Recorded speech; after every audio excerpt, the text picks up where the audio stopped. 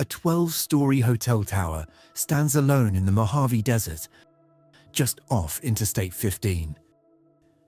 Thousands of drivers pass it every day on their way to Las Vegas, yet almost no one stops. The building is empty, partially burned, and slowly falling apart. What makes it strange is not just its condition, but its location.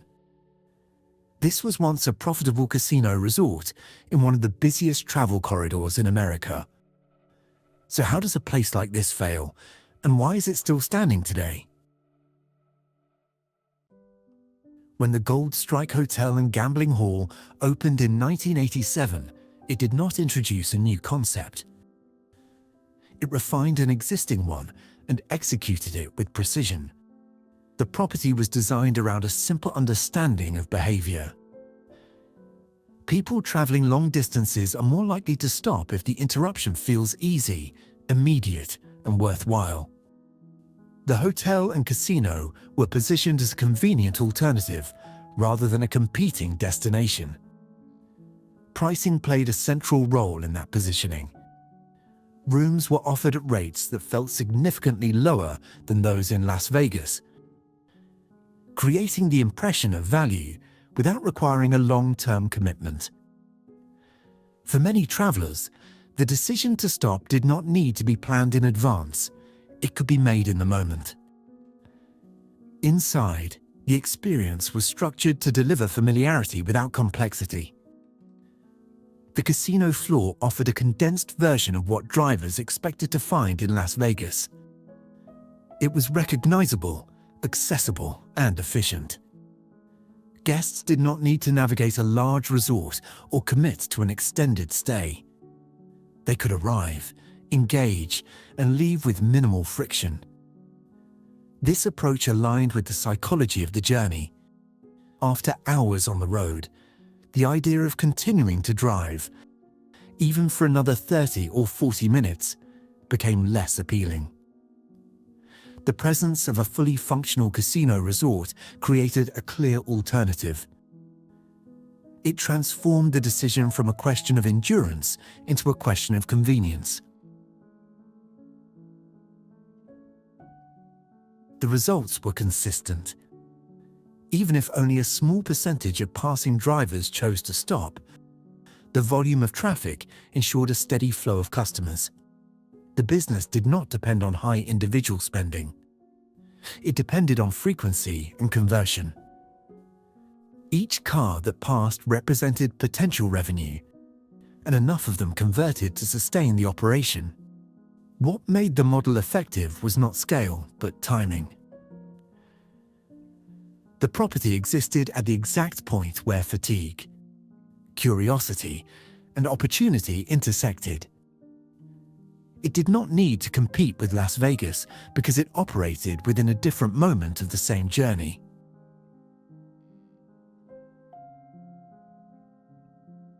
Success created momentum, and momentum encouraged expansion. As revenue stabilized and confidence increased, the scale of development began to change. What had started as a targeted roadside operation gradually evolved into something much larger. Additional properties appeared nearby, reinforcing the idea that this stretch of highway could support multiple casino resorts. The presence of competition did not immediately weaken the model. Instead, it validated it. Each new development suggested that the flow of traffic was sufficient to sustain continued growth. By 1992, the construction of a 12-story hotel tower marked a significant shift in ambition. The addition dramatically increased the number of available rooms, pushing the property into a different category. It was no longer just a place to stop briefly. It was capable of hosting extended stays, conferences, and larger groups. Ownership changes reflected this transition. Larger gaming corporations began acquiring properties in the area, integrating them into broader networks tied to the Las Vegas economy. These companies brought capital, experience, and a different set of expectations. Growth was no longer incremental. it became strategic. The logic behind expansion was straightforward. Traffic volume remained high, and past performance suggested that demand would continue. The assumption was that more capacity would lead to more revenue, and that the location would remain viable as long as the highway remained active. However, this stage introduced a subtle shift in risk. The original model depended on flexibility and low commitment. Expansion increased fixed costs and tied the property more tightly to long-term projections. The larger the operation became, the less adaptable it was to change. The tower itself embodied that shift. It was a permanent structure built on a temporary advantage, a physical commitment to a set of conditions that had not yet been tested over time.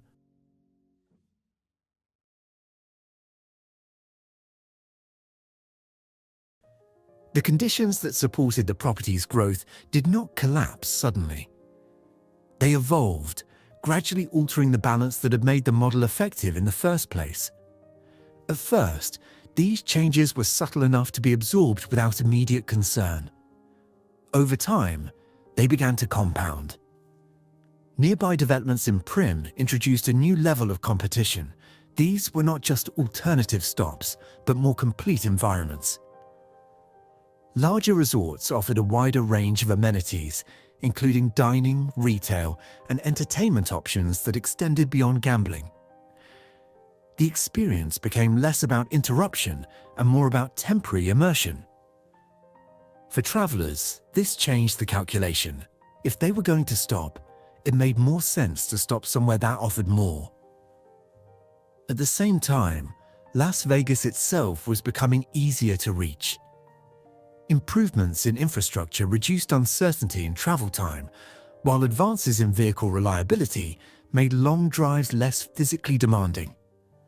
What had once felt like a threshold began to feel like a continuation. The psychological barrier between the road and the destination weakened. This shift had a direct impact on behavior. In earlier years, drivers were more likely to break the journey into segments, stopping when fatigue or convenience dictated. Now, the same drivers were more willing to complete the trip in a single stretch. The decision to stop early was no longer automatic. It became optional. The rise of casinos in California introduced another layer of pressure. These properties operated closer to the same population centers that had traditionally fed traffic into Nevada. For some customers, the need to travel at all was reduced. Gambling and entertainment options were no longer tied exclusively to Las Vegas or the corridor leading to it.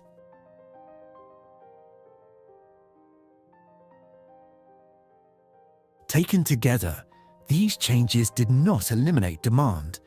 They redistributed it. The Gold Strike had been positioned to capture a very specific moment in the journey, a point where stopping felt both necessary and rewarding. As that moment became less defined, the effectiveness of the location declined.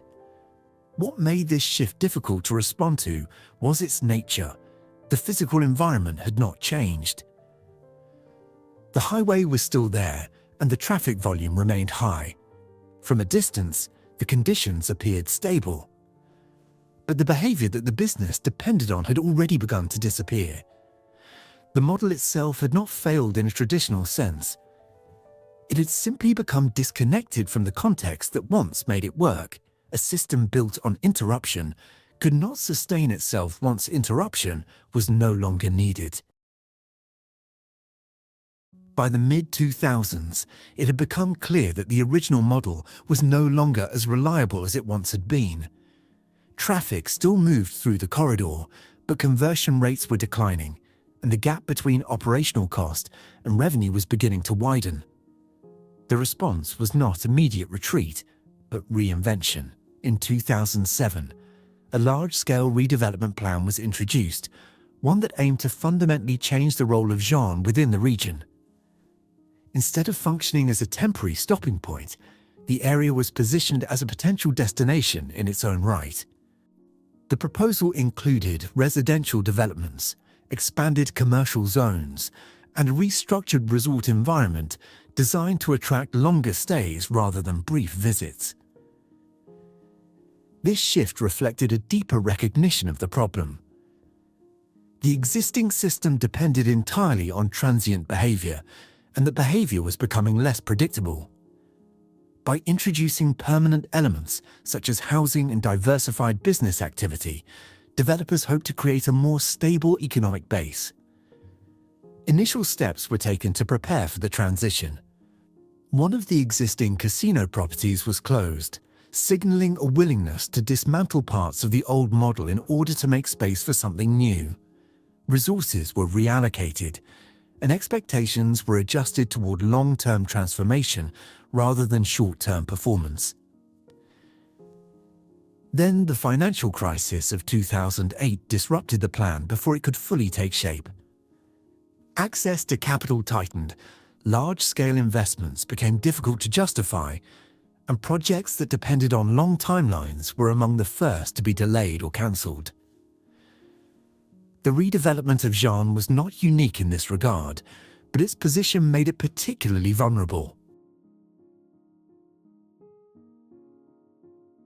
Without funding, the proposal could not move forward. What remained was a partially executed transition. The original structure had already begun to change, but the replacement system never materialized. This left the property in an unstable position, caught between what it had been and what it was supposed to become. The failure of the plan did more than delay progress.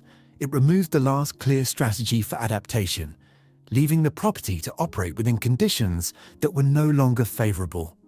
When the redevelopment plan collapsed, the impact was not immediate in a visible sense.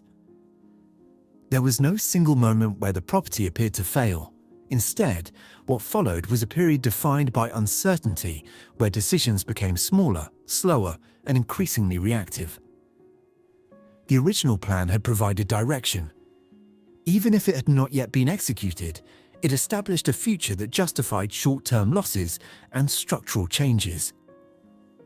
Once that plan disappeared, so did the framework that guided decision-making.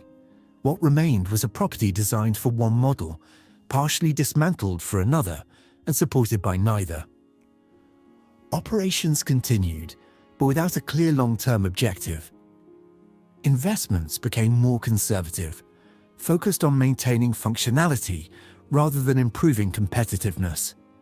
Larger upgrades were difficult to justify without confidence in future returns, while smaller fixes did little to address underlying issues.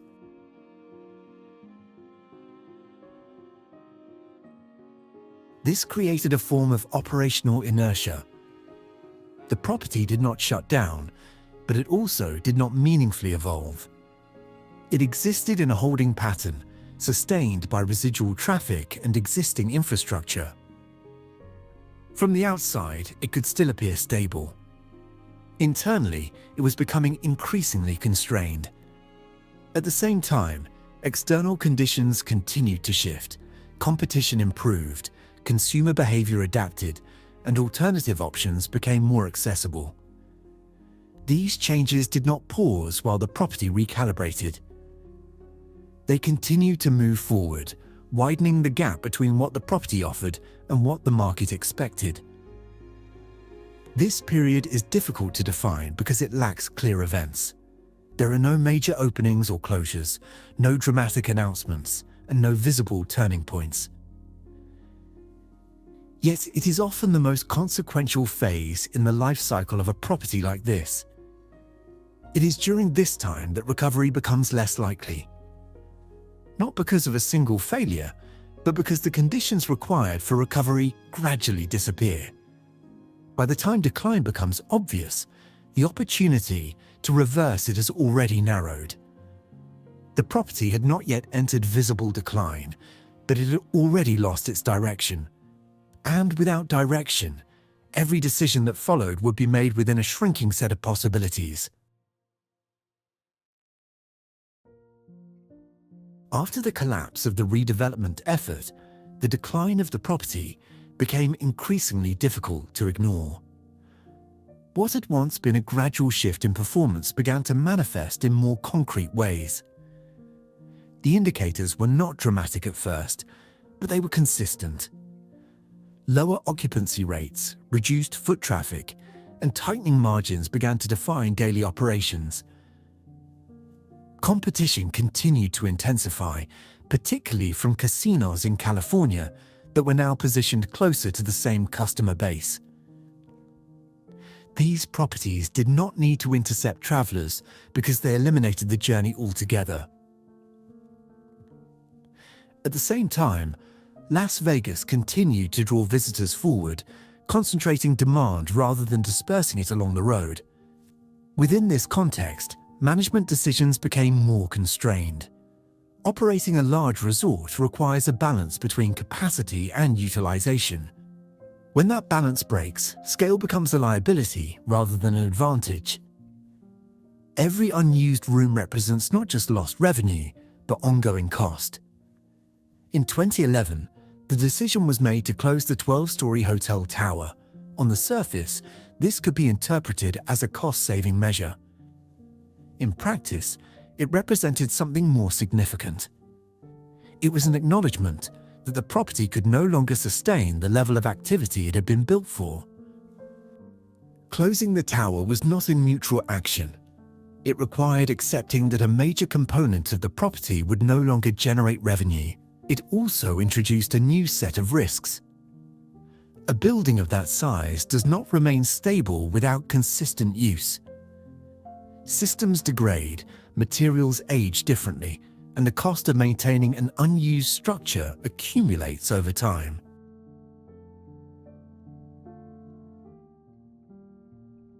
There was also a less tangible effect. For guests and passers-by, the darkened tower became a signal. Even without explicit information, it communicated change. A resort that once presented itself as expansive and active now appeared reduced.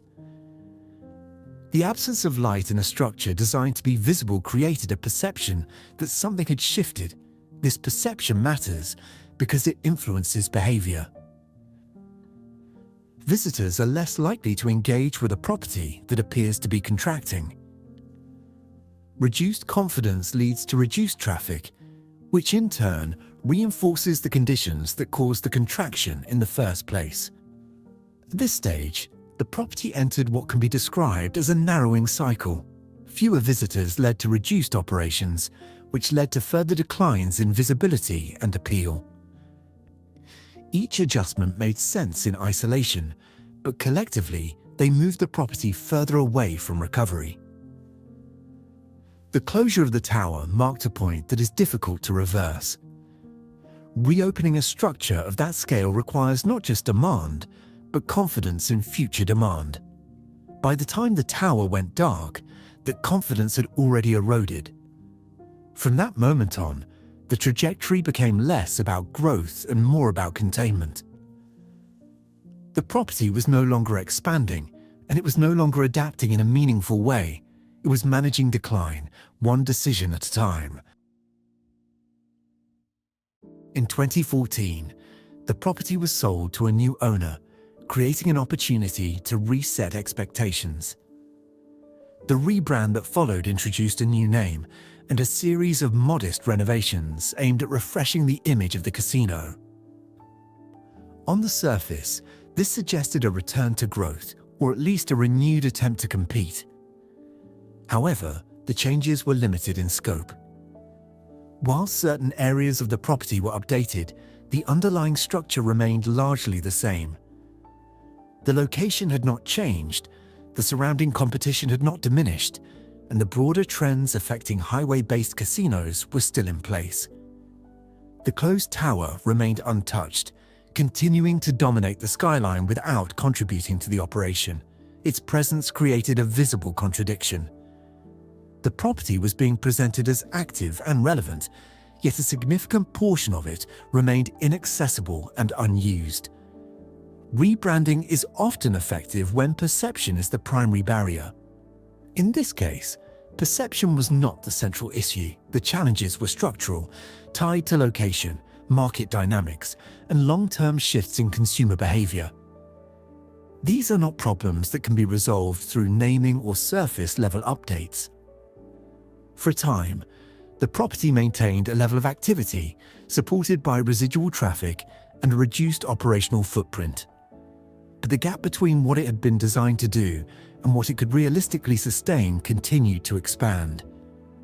The rebrand did not reverse the trajectory.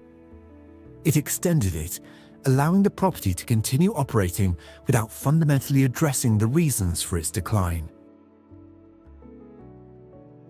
The transition from partial use to effective abandonment did not happen in a single moment. It unfolded gradually, almost quietly, as different sections of the property lost their function one by one. From the outside, the structure still appeared intact. From the inside, it was becoming increasingly disconnected from any active purpose. After the tower was closed, its internal systems were reduced to the minimum required to prevent immediate damage. Climate control was no longer maintained at levels suitable for guests, lighting was limited, and access was restricted. These changes slowed operational costs, but they also accelerated deterioration in less visible ways. Desert environments are particularly unforgiving to unused structures. Temperature fluctuations place stress on materials, while dust and dry air settle into spaces that are no longer regularly cleaned or maintained. Over time, small issues begin to compound. Fixtures degrade, surfaces crack, and systems that were designed for continuous use begin to fail when left idle. Some parts of the tower were repurposed for storage, creating isolated pockets of activity within an otherwise inactive building. These areas remained functional, but they did not justify the scale of the structure that contained them.